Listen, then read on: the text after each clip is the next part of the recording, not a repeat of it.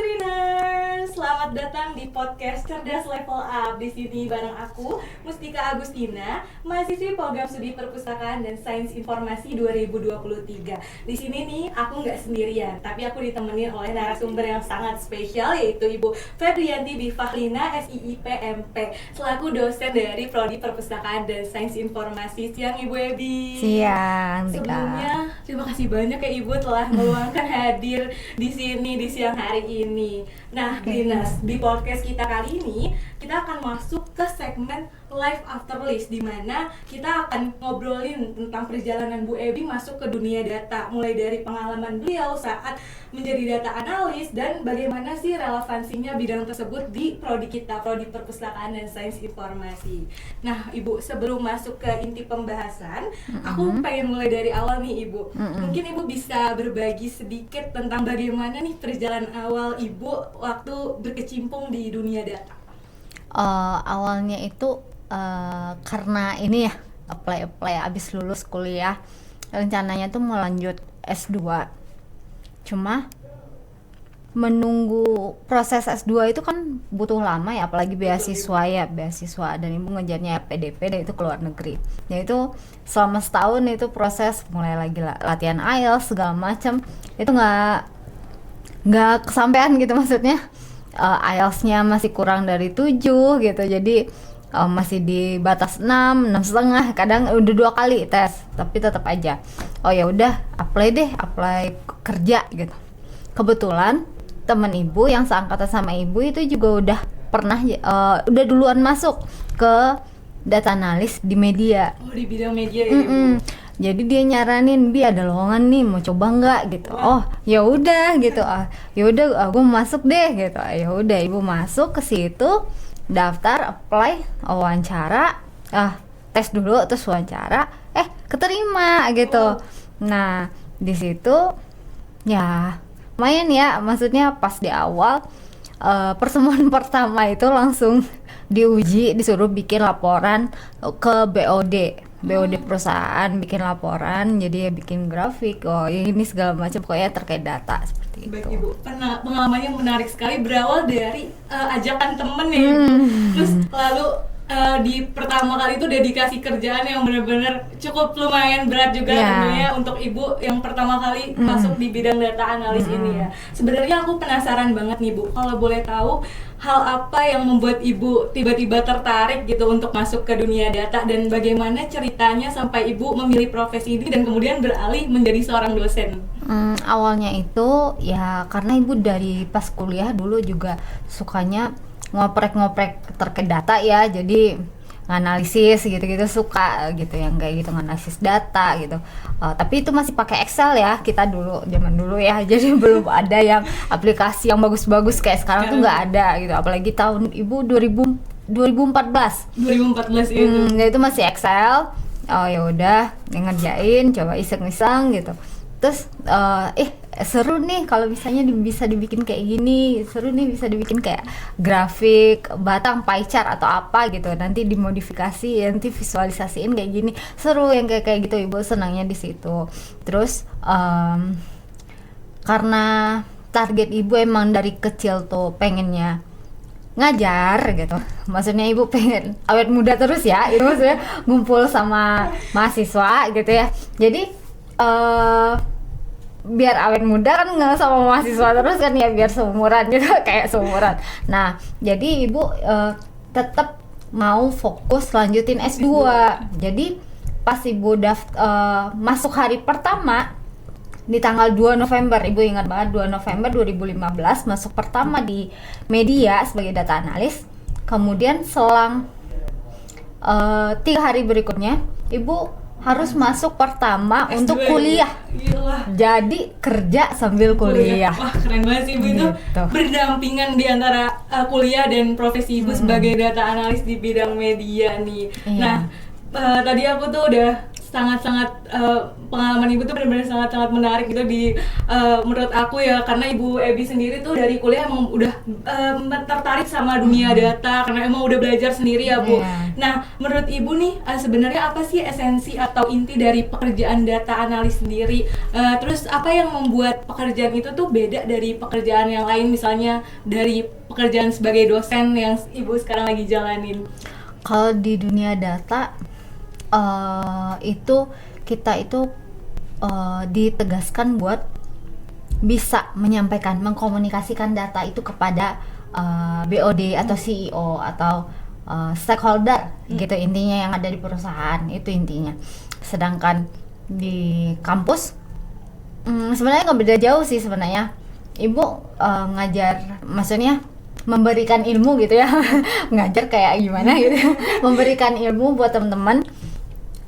Itu juga berproses kan biar teman-teman ngerti apa yang disampaikan. Sama juga kayak data disampaikan kepada pihak stakeholdernya, mereka ngerti nggak apa yang ibu sampaikan dari data itu, kayak gitu. Itu intinya komunikasinya kayak gitu. Berarti dari data gimana biar itu nyampe gitu dan mengerti juga ya.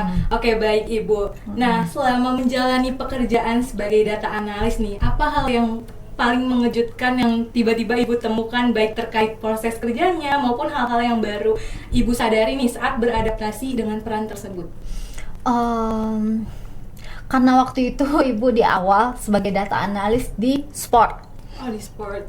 Ditambah Ibu nggak suka bola ya, jadi Ibu harus paham banget ini bola Liga Champion lagi main nih Bi, nanti cek dulu visitnya berapa, unique visitnya berapa, usernya yang datang berapa gitu.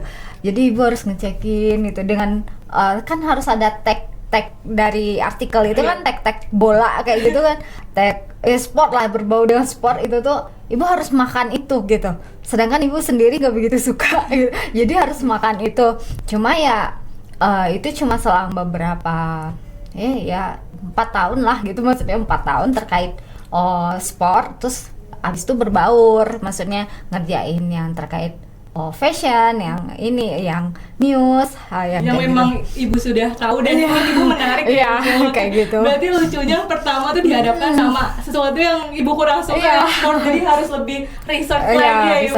Menarik Bu.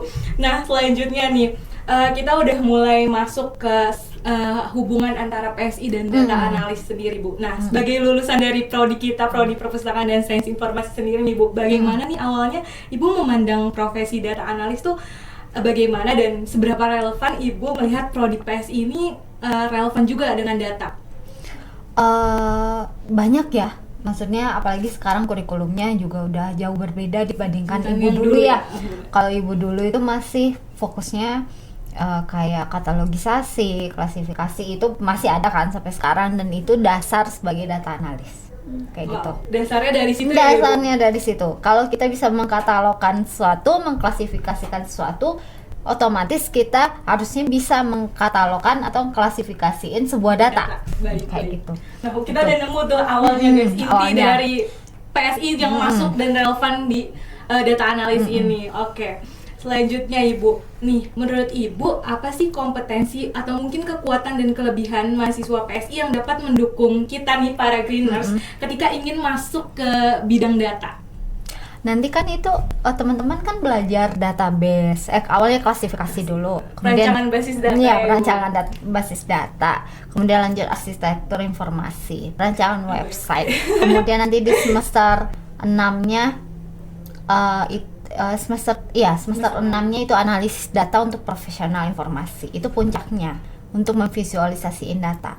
Nah, dan itu adalah syarat utama buat jadi data analis gitu. Wah, berarti kita udah banyak pegangan banget ya dari matkul-matkul yang lagi aku dinas dan aku tentunya lagi jalanin. Ternyata banyak tuh yang mendukung juga sebagai untuk kita belajar ya Bu, untuk masuk ke bidang data analis ini.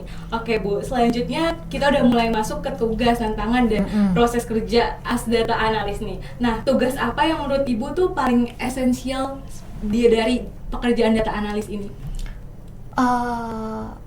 Inovasi ya, maksudnya kita harus terus belajar terkait tools baru tambah lagi dulu awalnya tuh cuma pakai Excel, terus lama-kelamaan pakai SQL tuh di database kan. Ya, perancangan basis data. Terus lanjut lagi kita harus pahamin Google Analytics. Google Analytics itu adalah tools bawaan Google yang gabung dari website. Jadi kalau misalnya kita punya website, kita konekin ke Google Analytics, nanti data-data user, page views dan lain-lainnya dari yang dibaca oleh pengguna itu bakal masuk langsung ke Google Analytics. Terus kita harus paham SEO. Di perancangan website itu ada SEO.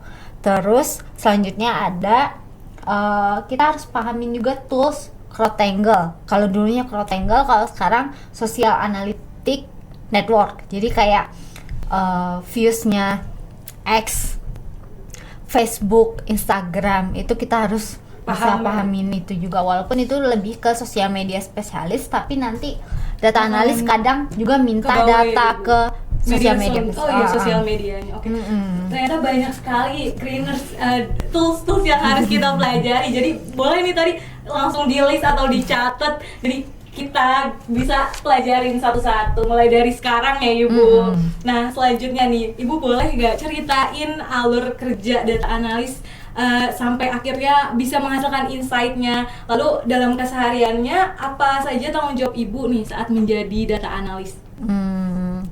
Kalau untuk mencapai insight itu otomatis kita harus ngumpulin data dulu, prosesnya itu kemudian cleaning data. Ini bakal Ibu jelasin di mata kuliah analisis data ya. Teman-teman belum masuk kan, itu semester 6. Kemudian lanjut ke setelah cleaning data itu kan processing data segala macam itu masuk ke situ. Kemudian kita akan masuk ke cleaning data, visualisasi data. Kalau misalnya buat analisis data bisa pakai Python, bisa pakai RStudio. Nah, itu teman-teman harus mempelajari itu kalau mau jadi data analis.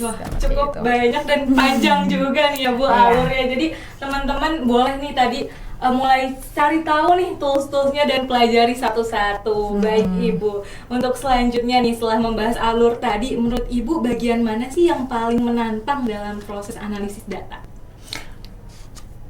Paling menantang atau paling yang bikin senang sih? Kalau bikin senang itu malah visualisasi data ya, gitu. Maksudnya kita dari data mentah kan tahu sendiri kan, data mentah nggak jelas kayak itu tampilannya cuma dari 1 sampai 1000 angka aja, terus kadang orang lihatnya juga pusing nah itu nah itu kita visualisasiin bisa bentuk grafik, bisa bentuk peta, bisa bentuk pie chart, atau bisa bentuk donat yang kayak gitu. Itu serunya ya Bu? Serunya di situ seperti itu. Bagian menariknya mungkin pas visualisasi datanya. Kalau bikin pusingnya adalah cleaning data. Cleaning data itu kita ada yang duplikasi harus kita cek gitu satu-satu, ini duplikat atau enggak datanya. Kalau duplikat berarti harus dihapus. Kemudian datanya udah ada yang kosong atau enggak, itu harus di cross check lagi gitu. Jadi harus teliti ya Ibu, harus teliti dan jangan sampai ada yang miss. Gimana berarti konsentrasi dan fokus penting banget ya Ibu dalam proses tadi. Oke, baik Ibu, untuk selanjutnya nih profesi data analis nih yang aku lihat nih yang sering banget dideskripsikan sebagai pekerjaan yang keren, super analitis, terus erat dan dekat gitu dengan teknologi, dengan IT tentunya. Nah dari sudut pandang Ibu Ebi sendiri nih, bagaimana apa ada nih gap antara ekspektasi orang dengan realita yang sebenarnya Ibu jalanin di lapangan? Ekspektasi orang, kalau Ibu karena di media kan sekarang lagi gonjang-ganjing ya. Jadi sebenarnya nggak ada masalah sih sebenarnya, cuma ketika ada berita jelek gitu, bad news, itu akan good news buat orang-orang tertentu, termasuk buat karyawannya, termasuk buat data analis ya gitu, bakal dapat bonus, pokoknya bonus tahunan. Nah jadi intinya itu berbagai macam, nggak cuma di media sih sebenarnya, data analis itu karena di e-commerce juga dibutuhin sebenarnya. Sangat dibutuhkan, jadi banyak ya Ibu yang relevan banget sama bidang pekerjaan data analis itu. Pantesan banyak banget nih aku lihat course data analis di setiap buka Instagram Bu, course tawaran untuk belajar data analis karena sepenting itu data analis di berbagai bidang dan banyak juga perusahaan yang membutuhkan profesi tersebut ya Ibu. Nah baik nih, selanjutnya nih kita mulai masuk ke segmen dimana keterampilan dan saran mungkin untuk mahasiswa PSI nih Ibu. Nah sebenarnya aku pengen tahu banget nih Bu, tadi kan Ibu juga sudah ngasih tahu tools-toolsnya, tapi aku pengen gali lagi lebih dalam nih Bu. Nah menurut Ibu nih langkah awal apa yang paling realistis nih bagi kita greeners mahasiswa PSI untuk mulai belajar data? Apa itu data? Langkah awalnya banget Bu gitu. Tadi kan juga udah sempat dibahas banyak lah matkul yang relevan gitu. Cuman ada lagi nggak sih Bu tambahan-tambahan mungkin yang bisa membantu kita? Teman-teman manfaatin ini ya, kan Unpad sendiri nyediain LinkedIn Learning, betul, nah, gratis. Nah, itu bisa dipelajari langsung dari situ terkait data, mau data analis, bisnis analis juga lagi oke sekarang, lagi naik.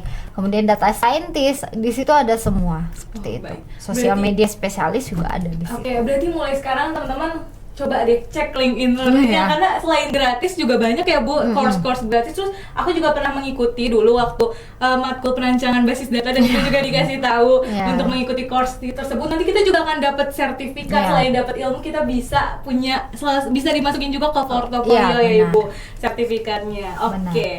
Nah selanjutnya kan kita setelah tadi belajar Ibu, baik teori atau mungkin praktik langsung gitu. Nah sebenarnya seberapa penting sih portofolio itu untuk nunjukin kemampuan kita, mungkin nanti kemampuan yang untuk mahasiswa-mahasiswa PS ini, Greeners ini, buat kita nunjukin kemampuan kita saat nanti mau merancang karir atau mau mulai berkarir di data analis ini.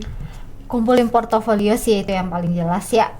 Portofolio ya, sertifikat pelatihan data analis gitu.